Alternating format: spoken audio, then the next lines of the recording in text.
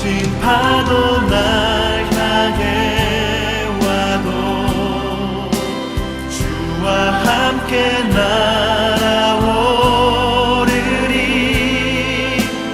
폭풍 가운데 나의 영혼. 네, 안녕하세요. 전 세계에서 열심히 또 주님의 사명을 감당하시는 모든 선교사님들을 위한 팟캐스트 방송 토마스 김 선교사와 함께하는 미션 프론티어, 오늘 제2회 방송을 시작합니다.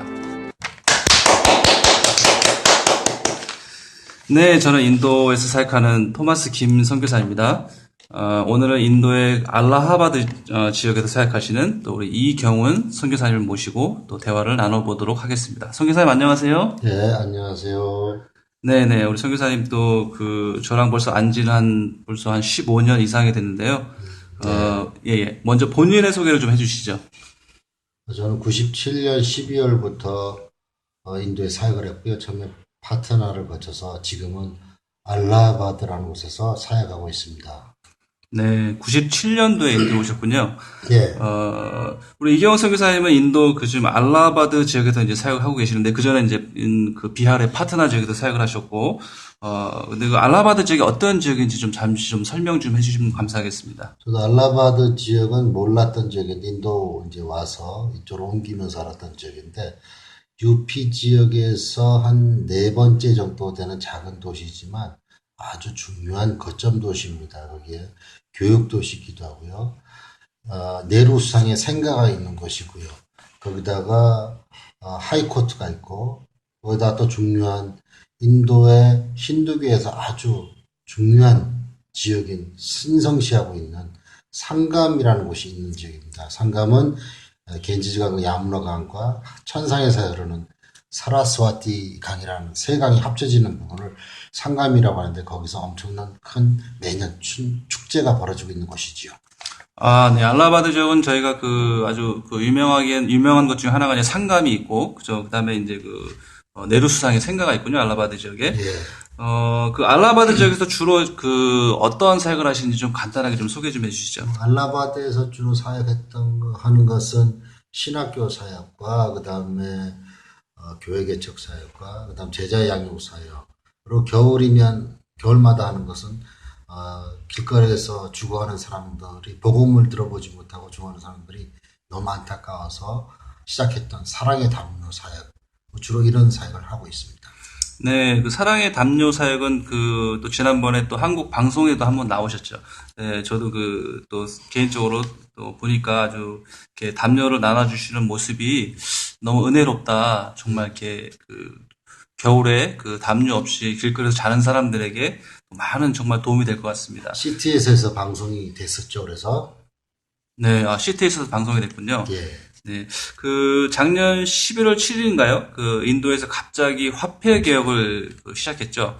그래서 그때 제가 듣기로는 또 선교사님께서 또 많은 재정을 또 사역 때문에 찾아야 되는 입장인데, 재정을 찾으시면서 마치 007 작전을 방불케 하는 그런 일들이 있었다고 들었습니다. 그 부분 좀 말씀해 주시죠. 네, 예.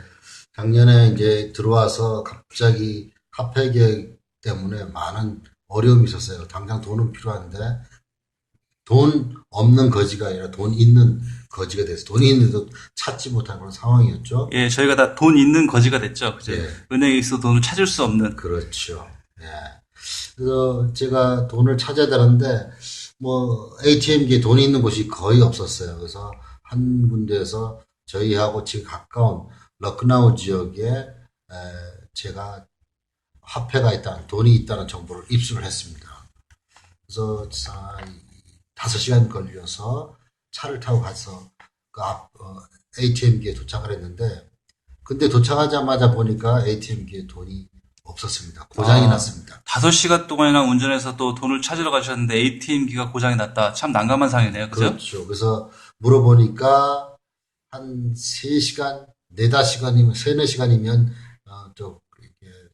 고칠 수 있을 것이다. 그래서 3-4시간 뒤에 오라.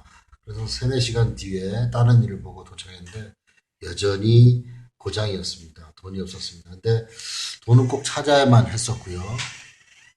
돈을 찾아야만 했기 때문에 기다리고 있었습니다. 근데 그래서 다시 두 번째 거기 찾아갔는데 여전히 그 돈을 찾을 수 없었습니다. 많은 사람이 줄을 서 있었고요. 네, 저 같으면 물론 5시간 동안 또 운전을 해서 갔기 때문에 꼭 돈을 찾아야 된다 어떤 그런 생각이지만 또 3시간 뒤에 다시 와라. 그럼 저는 이제 포기했을 것 같은데 제가 알기로는 계속 계셨죠, 거기? 그렇죠. 돈을 찾아야 되니까요. 그래서 이제 기다리고 있다가 다시 세 번째 갔을 때, 그때도 이제, 문이 아직 고장이 났었습니다. 근데 그냥 갈까 하다가 마지막으로 한 번 더 기다려 봤습니다. 그런데 한 사람이 갑자기 소리를 지르면 된다! 그러더라고요. 그래서 제 앞에, 제가 바로 줄을 섰죠. 그래서 제 앞에 있는 사람이 돈을 찾았죠. 근데 그 당시에는 한 사람이 2,000루피밖에 찾을 수 없는 상황이었습니다. 네, 2천 루피는 저 하나로 어떻게 되죠? 비용이? 하나로 요즘 따지면 한 38,000원, 7,000원 그 정도 되는 돈이죠. 38,000원. 그죠? 그때 당시 아마 ATM기로는 하루에 한 사람이 찾을 수 있는 게 2천 루피. 그렇죠. 그리고 은행에서는 4천 루피. 그죠? 그렇게 찾을 수 있었죠. 그렇죠. 근데 저는 그거 가지고는 그 돈보다 훨씬 많은 돈이 필요했었죠. 그래서 잠깐 기도하는 마음으로 그 사람이 돌 찾고 제가 들어가서 기도하는 마음으로 제 카드를 넣었습니다. 저는 그래서 예전에 이게 40장까지 뽑을 수 있었다는 그런 기억이 나서 제가 그냥 8만 루피를 눌러봤습니다. 네, 근데 8만 루피요. 8만 근데 루피면은 아마 한 150만 원 정도? 그죠? 그렇죠. 근데 정말로 이거는 기적처럼 8만 루피가 쫙 나왔습니다. 할렐루야. 이야, 8만 루피가 갑자기 한 번에 나왔다. 야, 그 기적이네, 기적. 그죠? 그때 당시에는. 네, 또 한 번 제가 한 번 더 했습니다. 근데 또 8만이 나왔습니다. 야, 그 8만 원만 하시고 그냥 가실 줄 알았더니 또 8만 원 또 한 번 더 찾으셨어요. 그렇죠. 그러고 나니까 옆에 있는 사람이 자기는 2,000루피밖에 못 찾는 자기는 우리는 8만을 찾는 거 보고 저 막 한꺼번에 저를 달려들어서 저를 때리려고 했었습니다. 그때는 아마 돈 찾는 것 때문에 은행이 막 줄도 많이 쓰고 사람들이 새치기도 하고 또 분위기도 많이 험악했죠, 그죠? 그래서 험악한 게 아니라 싸움이 실제로 많이 일어났던 때였습니다. 예, 저도 그렇게 기억하는데요. 그래서 마지막으로 한 번 더 해서 8만을 찾고 4번 찾아가지고 그래가지고 진짜 사람들에게 맞을 것 같아가지고 주행강령으로 도망친 그런 기억이 있었습니다. 이야, 정말 대단하십니다. 저도 그때 당시 하루에 한 4천 루피 찾으려고 1시간 동안 차를 타고 가서 또 4천 루피 찾아갖고 왔던 기억이 나는데 그 5시간 동안 운전해 가셔서 또 다시 또 그 ATM기가 수리될 때까지 기다리셨다가 결국은 8만 루피 3번을 찾으셨던. 그렇죠. 네, 그때 당시 아마 제 생각에는 아마 인도에서 뒤에 있는 사람들이 그걸 봤으면 상당히 많이 동요가 일어나지 않았을까. 다른 선교사님들은 이렇게 찾은 적이 없다고 하더라고요. 예, 저도 그때 8만 루피를 찾았다는 소리도 못 들어봤고, 그걸 또 3번이나 찾았다는 얘기는 거의 못 들어봤어요. 저도 처음이었고요. 다른 선교사들에게도 놀라운 일이었죠. 결국은 이것 역시 하나님께서 함께 하셨다고 저는 믿고 있는데요. 아무튼 참 감사했던. 예, 아마도 그때 이제 그 사역 때문에 꼭 필요한 재정이었죠. 그 그렇죠. 재정이. 그렇죠. 정말 이렇게 꼭 필요한 재정이었고, 네. 그 시간에 정말 이렇게 그 돈이 마련이 돼야지 어떤 사역을 할 수 있는 재정이었다고 제가 들어서 그렇죠.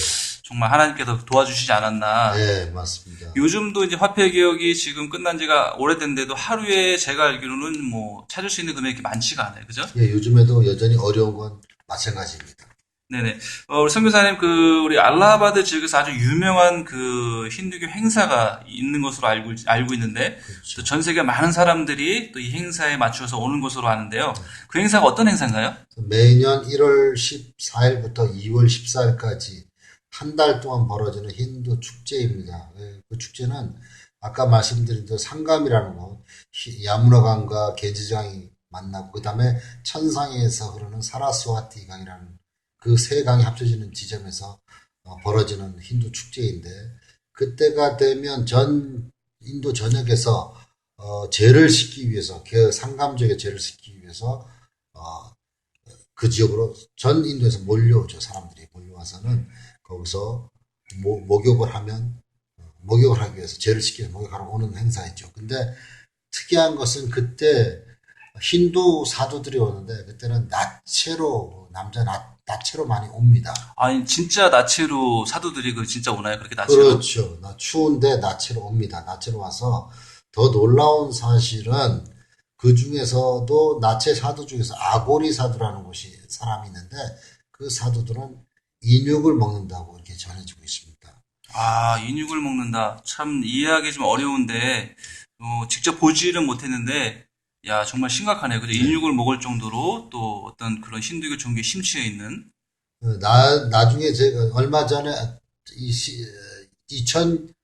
2013년에 그 쿰브멜라가 있었는데 그때는 제가 힌두 나체 사두를 직접 만나기도 했고요. 같이 사진도 찍고 그때 인육 먹었다는 그런 소리도 들었습니다. 그러나 나체 사두는 매년 제가 보고 있습니다. 네, 저도 이제 한 사진으로 또 이제 TV로는 봤는데, 뭐 TV로 보면 이제 그 약간 어떤 그 거기를 가려서 나오기도 하는데, 그 아주 나치 사두 그 장면 사진으로 보니까 아주 그 인상적이고, 과연 저렇게까지 해야 될까라는 그런 이제 생각도 많이 들기도 하고요. 굉장한 힌두교의 아주 스트롱 홀드라고 할 수 있죠. 네네네. 힌두교라는 종교가 상당히 그 영적으로 되게 어떤 강력한 그런 데 힘들이 또 나름대로 있는 것 같아요. 그죠? 우리 이경 선교사님 그 사모님을 아주 극적으로 만나신 걸로 알고 있습니다. 그 예전에 그 아주 오래전에 한 15년 된 것 같은데 그때 방송에 한번 나오셨죠? 그때 방송이 이제 한민정 리포트라고 그래서 그 방송에 나오셔가지고 또 사모님 그 방송을 보시고 또 이경 선교사님과 이렇게 또 만남이 이루어졌던 그런 이제 제가 얘기를 들었는데 한번 그 부분 좀 말씀해 주시죠. 네, 제가 40살에 우리 아내가 40이고 제가 42살에 만났었죠. 그리고 하여튼 저와 아내의 결혼 스토리는 참 사이에 좀 긴데, 저는 아내를 만나본 적이 없고요. 근데 아내는 환상 가운데 저를 봤다고 합니다. 환상 가운데 보셨다고요? 예, 환상 가운데 저를 보고 제 딸까지 봤습니다. 그래서 하나님께서 직접 우리 아내 가운데 너의 남편과 너의 아내다, 너의 아이다 이렇게 해서 환상 가운데 분명히 말씀하셔가지고 우리 아내가 저와 결혼하겠다. 저는 아내 얼굴도 본 적이 없습니다. 근데 우리 아내가 이경훈의 사람이 누군지 모르겠지만 내 꿈에 자꾸 나타나는데 인도에서 좀 나오시게 하라. 그래서 내가 결혼하겠다. 그렇게 해서 나와서 제가 아내와 결혼했었죠. 근데 우리 아내도 이제 저를 본 건 언제냐면 한민족 리포트라는 곳에서 거기서 제가 출연한 것을 봤습니다. 그래서 저는 아내를 본 적이 없고요. 그렇게 해서 내용이 좀 더 깊이 들어가면 굉장히 재미있는 이야기인데 그 얘기를 하면 너무 깁니다. 네, 한 가지 제가 그 사모님한테 들은 바로는 이제 만나신 얘기도 상당히 그 사모님 많이 기도하시고 또 그런 가운데 제가 아쉬운 건 좀 더 빨리 만나셨으면 더 좋지 않았을까. 두 분 다 많이 넘은 상태에서 만나셨기 때문에. 글쎄요. 빨리 만났으면 아마 하나님께서 저희들을 사역자로 쓰시기 어렵지 않을까. 우리가 또 같이 부부의 연을 맺을 수 없지 않았을까. 하나님께서는 가장 적당한 시기에 가장 필요한 시기에 아마 만나게 하시지 않았을까 이런 생각이 듭니다. 네, 정말 그 사모님 열심히 기도하시고 정말 늦은 나이에도 만나셔가지고 또 하나님께 또 귀한 딸 주셨는데 제가 사모님한테 듣기로는 아마 그 두 분이 결혼하시고 나서 초야도 치르지 않으시고 또 사모님이 바로 어떤 선교 훈련을 받으러 가신 걸로 알고 있는데 그때 그때 많이 힘드셨을 것 같은데 어떠셨어요? 결혼하고서 아내는 그때 선교사가 뭔지 모르는 때였기 때문에 결혼하자마자 아내는 홍천 DTS를 갔고요. 저는 인도로 왔죠. 그래서 서로가 하나님 앞에 분명한 우리 아내가 부르심을 좀 확인하고 싶어서 DTS에서 결국 우리 아내가 거기서 하나님을 만났고 저는 인도에서 계속 우리 아내를 위해서 기도하고 그래서 1년 뒤에 우리 아내 졸업식 때 제가 한국에 다시 와서 그때 처음 만났고 그때 다시 만나서 1년 뒤에 저희는 첫날 밤을 치렀습니다. 제 생각에는 이해가 안 되는데, 그래도 결혼하고 이렇게 좀 좋은 곳에 좀 이렇게 하다못해 제주도라도 신혼여행 갔다 오시고, 그러고 나서 이렇게 또, 사모님 또 훈련도 보내시고, 선교사님 이렇게 필드에 나오셔야 되는데, 내가 볼 때 참 특이하지만, 또 얼마나 또 선교사님이 사모님에게도 선교에 대한 비전을 심어주기 위해서 그러지 않았나 하는 그런 생각을 제가 하게 되는데요. 그냥 우연 같지만 모든 과정을 하나님께서 이렇게 인도해 주셨다고 믿습니다. 네네. 그 두 분이 40이 넘어서 이제 결혼하셨고, 또 아주 정말 기도하시는 가운데 어렵게 하나님께서 또 따님 하나를 주셨죠. 그죠? 따님을 그렇죠. 주셨고. 하나. 예. 우리 딸 이름이 하성인데 제가 너무 닮고 싶어서 갖고 싶은 게 하나님의 성품이었는데 그래서 우리 딸 이름이 하나님의 성품에서 하성이라고 지었어요. 하나님의 소품 하성이. 그 딸이 이제 저희 딸하고 아주 절친이에요, 그죠? 저희 딸하고 그렇죠. 나이도 아주 동갑이고, 친하죠. 나이도 동갑이고, 아주 어렸을 때부터 벌써부터 알게 된 지도 뭐 서로 얼추 한 10년 됐어요, 그죠? 그렇죠. 우리 선교사님하고 저보다 나이 차이가 너무 많이 나는데, 저희 큰형님보다도 위에 뻘, 거의 삼촌뻘 되는데, 딸 때문에 저희가 아주 애들 때문에 이렇게 친하게 이제 지내고 있는데요. 지금 따님이 기숙사에서 공부하고 있어요. 그 기숙사 학교에서 아주 먼 곳에서. 그렇죠. 남인도에 있어요. 예. 그러면 선교사님과 사모님이 이제 딸이 하나밖에 없기 때문에 가끔 많이 보고 싶으실 것 같은데 어떠세요? 네, 많이 보고 싶죠. 사실은 우리 딸이 6학년 때 갔습니다. 6학년 때. 6학년 때 갔는데, 그러니까 나이로 한나이로 따지면 12살.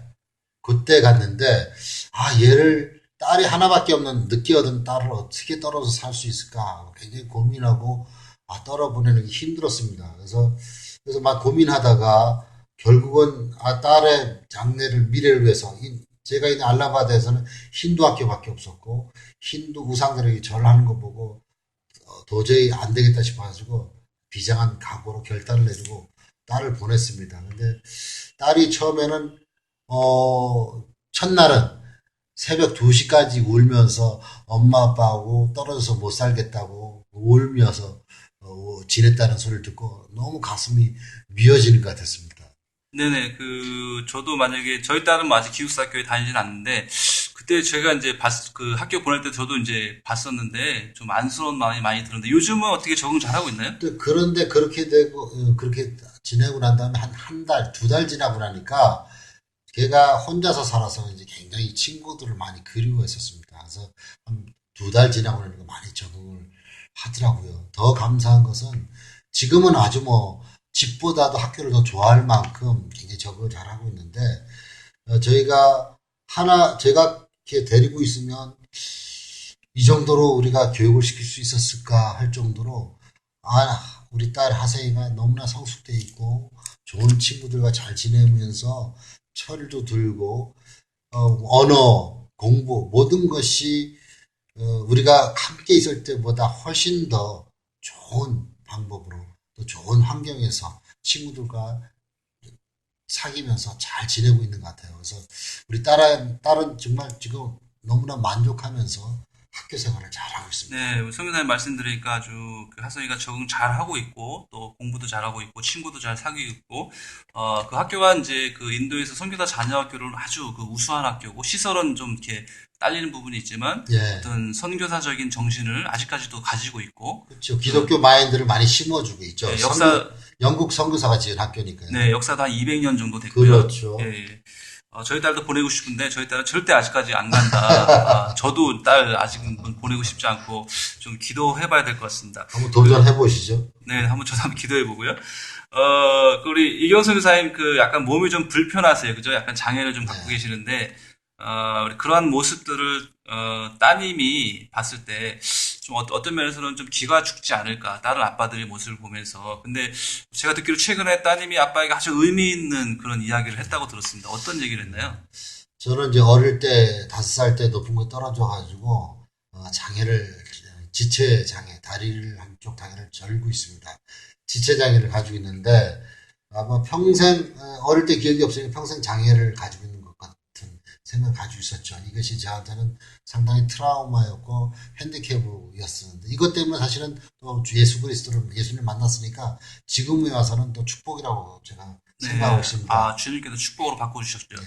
그래서 지금 얼마 전에 그래서 우리 딸에게는 늘 이렇게 얘가 아빠가 아픈 다리 장애를 가지고 있는 것을 어떻게 생각하고 있을까 늘 궁금했습니다. 그래서 하루는 우리 딸을 불러서 하성아, 아빠가 다리가 아픈데 너 친구들이 아빠가 장애가 있다고 놀리지 않니? 아빠가 아픈데 너 어떻게 좀 힘들지 않니? 물어보니까 우리 딸이 이런 얘기를 하더라고요. 아빠가 다리가 아파?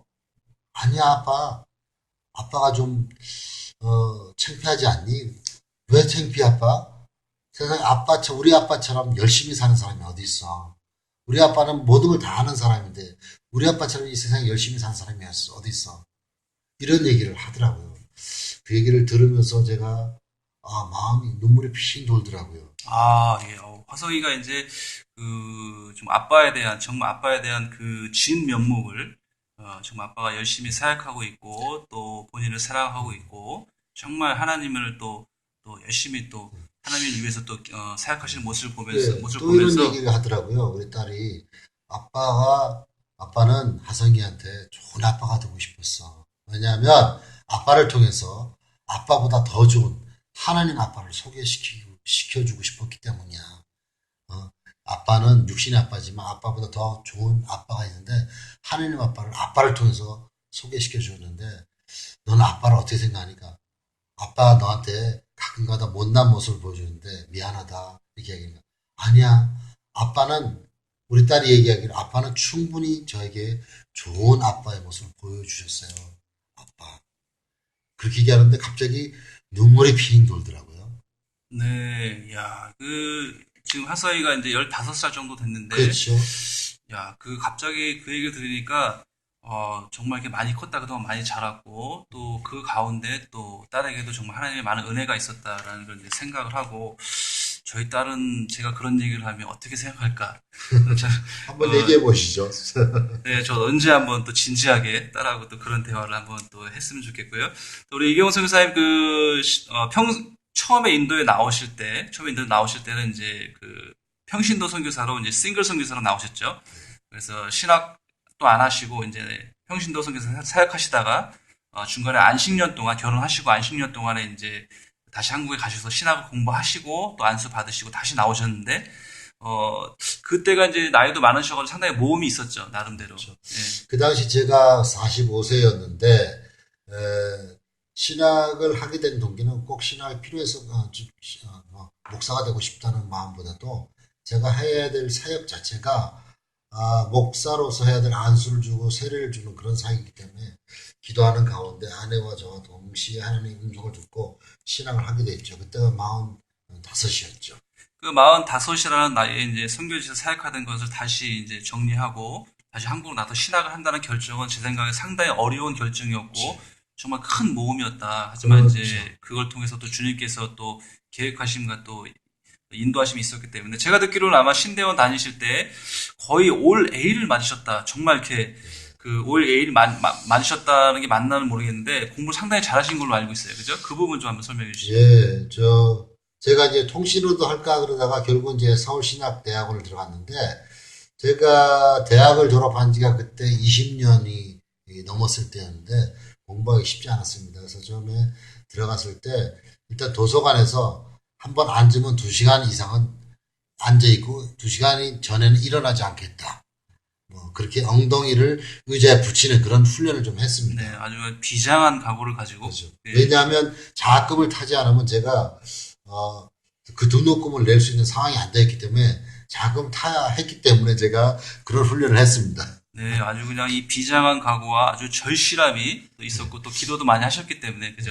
그래서 이제 그렇게 공부를 했는데 3차 때, 2차 말부터 3차 때는 3학년 때는 제가 올 A 플러스를 받았습니다.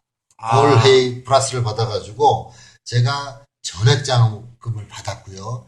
그 다음에 또 다른 장학금을 받아가지고 장학금 그때 2번 나왔습니다. 그래서 그 하나 장학금은 우리 아내 등록금으로 충당해서 풍성한 하나님의 은혜를 누리며 공부를 했었죠. 네, 선교사님을 공부하는 것도 힘드셨을 텐데 거기서 장학금을 2가지 장학금을 받으셨고 사모님까지 공부하시는데 많이 보태무셨다는 얘기를 들었는데 선교사님은 제가 볼 때는 아마 공부하시는데 상당히 은사가 있으신 것 같아요. 우리 북인도에서도 현지 언어를 또 가장 또 잘하시는 분 중에 한 분이신데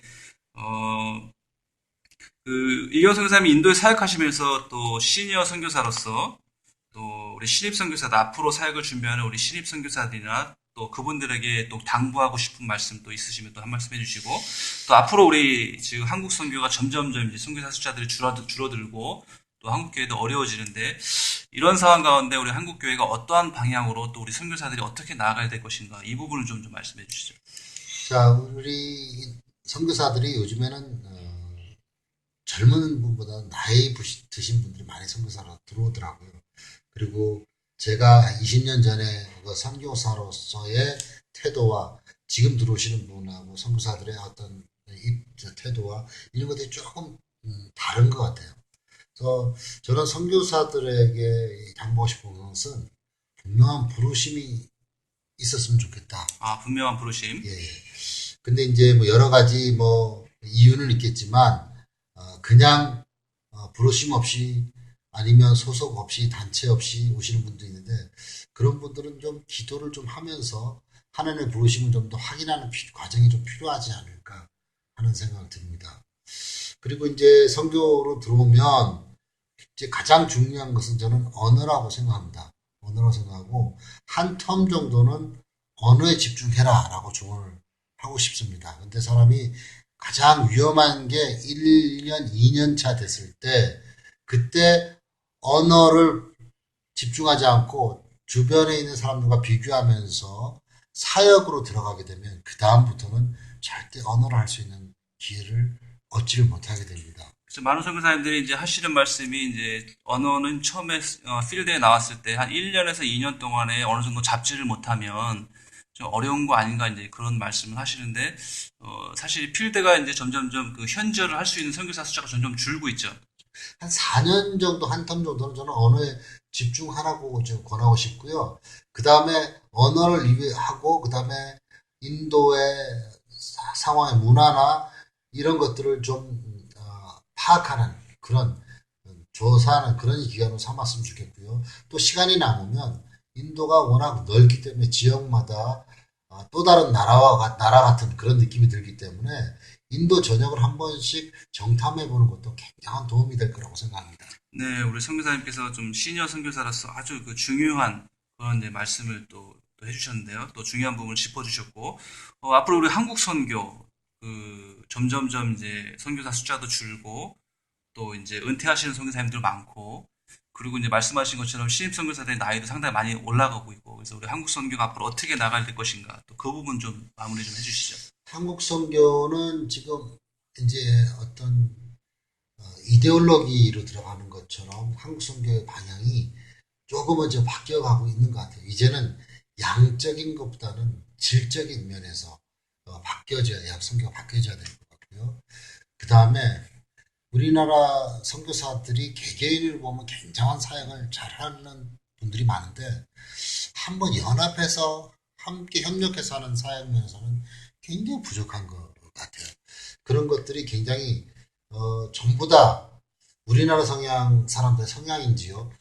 전부 다 리더가 되고 싶어하고 좀 섬기려고 하진 않고 전부 다 리더가 되고 싶어하는 그런 것이 연합을 굉장히 방해하는 것은 아닌가. 그래서 좀 함께 연합하면서 각자의 부르심대로 네트워킹을 형성하는 것이 정말 필요하지 않을까 그런 생각을 합니다. 네, 아주 중요한 부분 말씀해 주셨습니다. 또 이제는 이제 한국 선교가 이제는 정말 숫자가 줄지라도 양보다는 질로 선교사들이 정말 질적인 사역과 또 질적으로 정말 준비된 선교사들이 나올 수 있도록 사역도 이제 정말 우리 질적으로 성숙될 수 있도록 그리고 이제 말씀하신 각자의 은사에 따라 서로 연합하고 함께 또 섬기고 또 그럴 수 있는 또 우리 한국 선교에 대한 부분도 아주 중요하게 말씀해 주셨고요. 우리 마지막으로 그동안 이제 같이 사모님과 같이 사역하셨는데 또 사역하시면서 사모님도 많이 고생도 하셨을 것 같고 또 우리 사모님에게 그동안 같이 사역하면서 많이 또 고생하시고 또 그러셨는데 우리 여보 고마워요. 사랑해요. 이 말씀도 사모님 안 계시니까 한번 한 말씀 해주시죠. 그렇죠. 제가 우리 마흔에 결혼했는데 많은 우여곡절이 있었습니다. 우리 아내는 하나님께서 여러 가지 어려움을 통해서 기도하는 사람으로 바꿔주셨어요. 그래서 우리 아내는 기도의 은사를 하나님께서 주셨고 저는 이제 주로 말씀을 전하는 쪽으로 이제 담당을 하면서 어떻게 보면 제 아내와 제가 사역하는 데서 굉장한 조화를 잘 이룰 수 있는 그런 어떤 관계가 됐었죠. 아내가 많이 고생을 했고요. 처음에 선교가 어려운 지역만 가야 되는데 지금 보면 참 함께 여기까지 올 수 있었던 것도 아내의 희생이 있었기 때문에 가능했고 무엇보다 하나님의 은혜 때문에 여기까지 올 수 있었습니다. 네, 그러니까 사모님에게 또 우리 이 자리를 빌어서 여보 사랑해, 고마워 이 말씀 좀 한 말씀 좀 해주시죠. 원래 경상도인데 이런 말 잘 못하는데 그래도 사모님이 안 계시니까 네. 우리 아내 이영선 아내 여기까지 함께 해줘서 감사하고요. 고생했어요. 앞으로도 더욱더 우리 당신의 기도와 말씀과 함께 주님 부르시는 그날까지 열심히 함께 살아갑시다. 사랑해요. 네, 사모님, 선교사님 사랑해요 말씀해 주셨습니다. 선교사님이 또 겉으로 잘 표현은 못하시지만 사모님은 정말 사랑하시는 것 같고, 사모님 없으면 또 집에서 또 아무것도 못하세요, 그죠? 어떤 면에서는. 그렇죠. 네, 오늘 방송 여기서 마치겠습니다. 우리 혹시 이경원 선교사님과 알라바드 사역을 위해 또 기도로 또 물질로 또 동역하기 원하시는 분은 제 카카오톡 yjindia2014 로 연락을 주시면 제가 우리 이경원 선교사님과 함께 또 동역할 수 있도록 연결해 드리도록 하겠습니다. 네, 감사합니다. 다음에 또 뵙겠습니다.